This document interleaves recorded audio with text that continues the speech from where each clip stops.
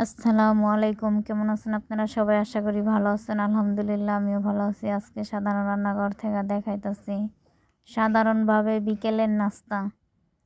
তো ঘরোয়াভাবে এরকম তৈরি করা ডাইল সব কিছু দিয়া ভর্তা, এক মুসুরির ডাইল সিদ্ধ কইরা ভর্তা, সেটা দিয়ে বানাবো এখন পুরি। তো এরকম ভর্তাটাকে আগে হাত দিয়ে ডলে মনে আগে সিদ্ধ করে আনছিলাম, তারপরে হাত দিয়া ডইলা সুন্দর করে এটারে ভালো মতো মইত্যা এটাকে ভর্তাটা বানায়া সুন্দর মতো কইরা এটা পুরির ভিতরে দেব।